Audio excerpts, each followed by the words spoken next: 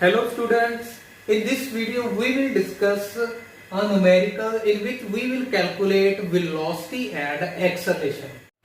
हाँ जी ਹੁਣ ਆਪਾਂ 5th numerical ਕਰਨਾ ਇਹ ਮੈਂ ਇੱਕ ਐਕਸਟਰਾ ਟਾਈਪ ਐਡ ਕੀਤੀ ਆ ਬਹੁਤ ਹੀ ਸਿੰਪਲ ਆ ਸਿਰਫ ਆਪਾਂ ਨੂੰ ਡੈਰੀਵੇਟਿਵ ਕਰਨਾ ਆਉਣਾ ਚਾਹੀਦਾ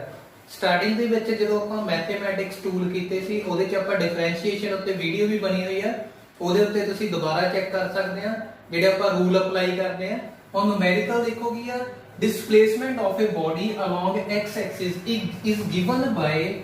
x equal to 70 square plus 80 plus 3 ਇਸ ਫਾਰਮ ਦੇ ਵਿੱਚ displacement given ਹੈ ਆਪਾਂ ਕੈਲਕੂਲੇਟ ਕਰਨੀ ਹੈ its velocity and acceleration at 2 second ਪਹਿਲਾਂ given ਕੀ ਆ displacement given ਆ x equal to 70 square plus 80 plus 3 ਹੁਣ ਫਸਟ ਜੋ ਆਪਣੇ ਕੋਲ ਗੱਲ ਇੱਥੇ ਆਪਾਂ ਨੂੰ velocity ਦੀ definition ਹੋਣੀ ਚਾਹੀਦੀ ਹੈ velocity ਕੀ ਸੀਗਾ velocity equal to rate of change of displacement मतलब dx by dt time rate of change of displacement ਨੂੰ ਆਪਾਂ ਕੀ ਕਹਿ ਦਿੰਦੇ ਆ velocity मतलब ਜਿਹੜੀ displacement ਆ ਉਹਦਾ time ਦੇ ਨਾਲ ਆਪਾਂ ਉਹਦਾ ਡੈਰੀਵੇਟਿਵ ਜਾਂ ਡਿਫਰੈਂਸ਼ੀਏਸ਼ਨ ਕਰਨਾ ਵਾ ਸਿੰਪਲ ਦੇਖੋ ਕੀ ਆ ਵੀਡੀਓ ਜਦੋਂ ਜਿਨ੍ਹਾਂ ਨੇ ਚੈਨਲ ਸਬਸਕ੍ਰਾਈਬ ਕੀਤਾ ਹੋਇਆ ਜਾਂ ਜਿਨ੍ਹਾਂ ਨੇ ਵੀਡੀਓਜ਼ ਦੇਖੀਆਂ ਹੋਈਆਂ ਉਹਨਾਂ ਨੂੰ ਰੂਲਸ ਪਤਾ ਹੋਣਗੇ ਕਿ ਆਪਾਂ ਡੈਰੀਵੇਟਿਵ ਕਿਵੇਂ ਕਰਦੇ ਸੀ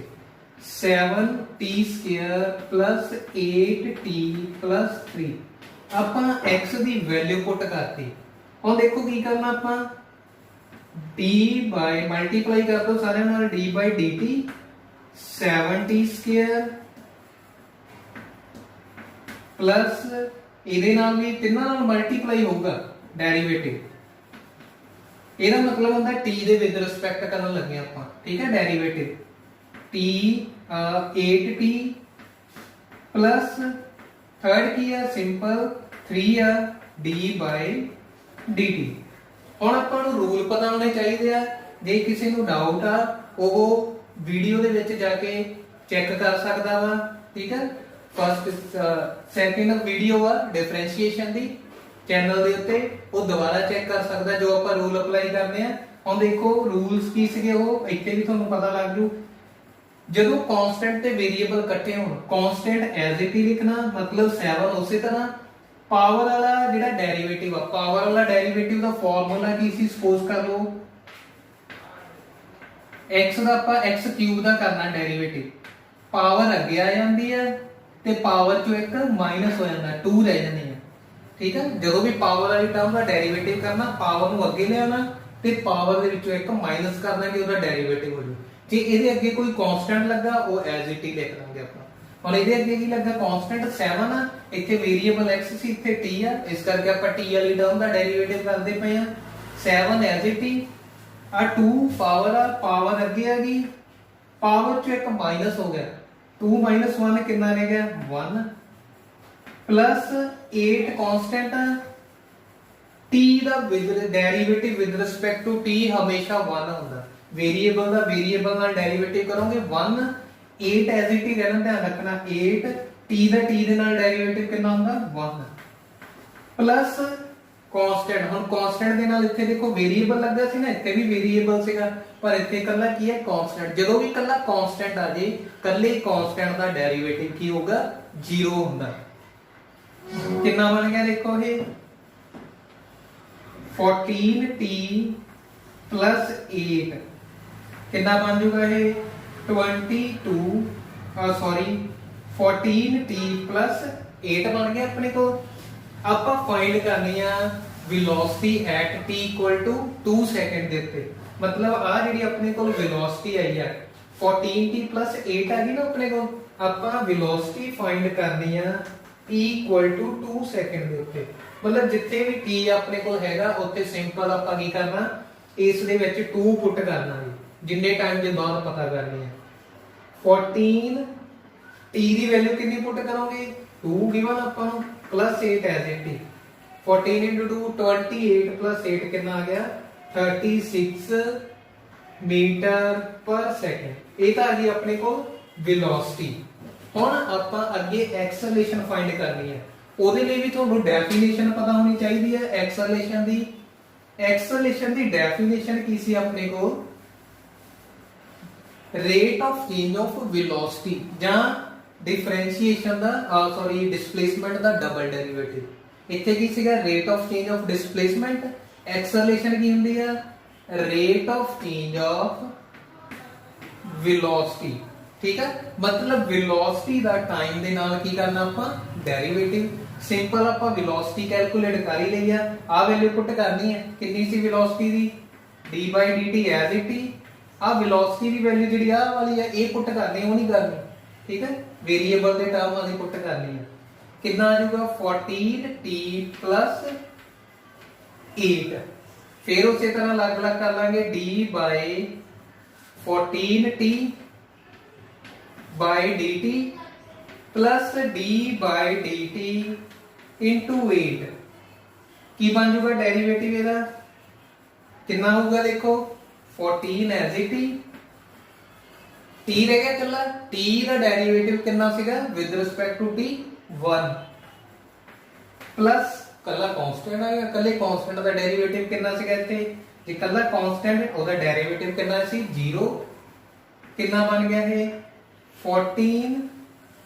ਨਾਲ ਇਹਦੀ unit metre per second square ਦੇ ਐਕਸਲਰੇਸ਼ਨ ਦੇ ਇਹ ਕੀ ਆ ਗਈ ਆਪਣੇ ਕੋਲ ਐਕਸਲਰੇਸ਼ਨ ਆਫਟਰ 2 ਸੈਕਿੰਡ ਜਿੱਥੇ ਵੀ ਆਪਣੇ ਕੋਲ t ਹੁੰਦਾ t ਦੀ ਵੈਲਿਊ ਆਪਾਂ ਕਿੰਨੀ ਪੁੱਟ ਕਰ ਦੇਣੀ ਸੀ 2 ਪਰ ਇੱਥੇ ਆਪਣੇ ਕੋਲ t ਬਚੇ ਨਹੀਂਗਾ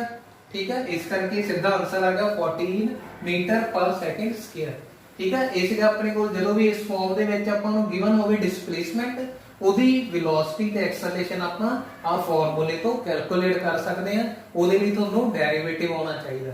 ਜੇ ਕਿਸੇ ਨੂੰ ਡਾਊਟ ਆ ਉਹ ਨੀਚੇ ਆਪਣੇ ਕੋਲ ਕਮੈਂਟ ਬਾਕਸ ਦੇ ਵਿੱਚ ਆਪਣਾ ਜਿਹੜਾ ਡਾਊਟ ਆ ਉਹ ਕਲੀਅਰ ਕਰ ਸਕਦਾ ਕੁਐਸਚਨ ਪੁੱਛ ਕੇ ਥੈਂਕਸ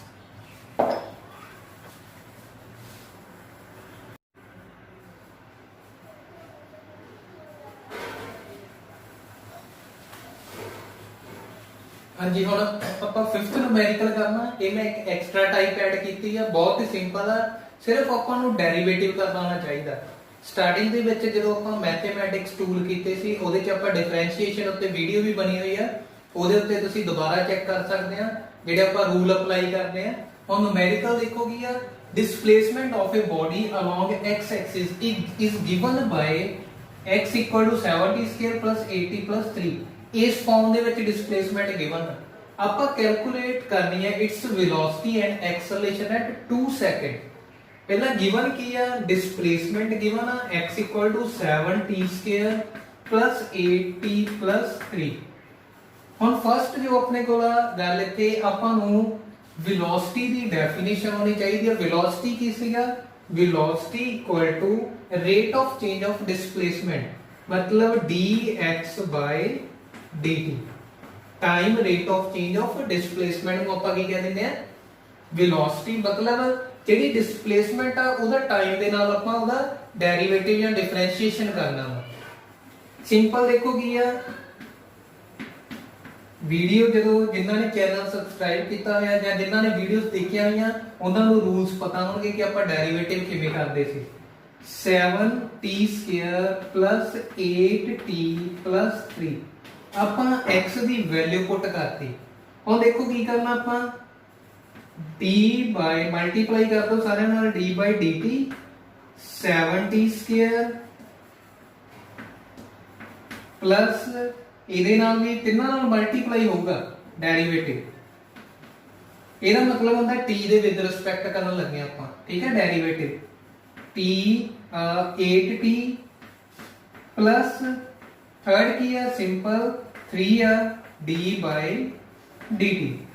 ਹੁਣ ਆਪਾਂ ਨੂੰ ਰੂਲ ਪਤਾ ਹੋਣੇ ਚਾਹੀਦੇ ਆ ਜੇ ਕਿਸੇ ਨੂੰ ਡਾਊਟ ਆ ਉਹ ਵੀਡੀਓ ਦੇ ਵਿੱਚ ਜਾ ਕੇ ਚੈੱਕ ਕਰ ਸਕਦਾ ਵਾ ਠੀਕ ਹੈ ਫਸਟ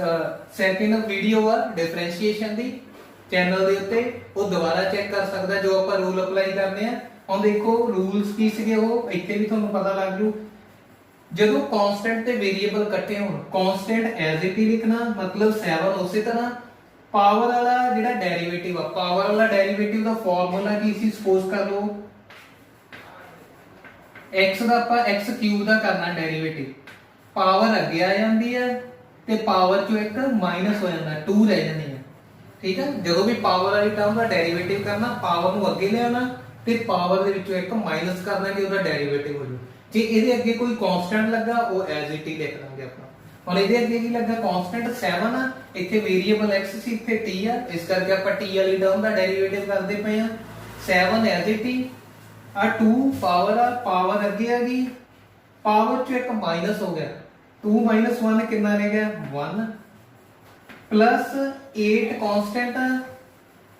t ਦਾ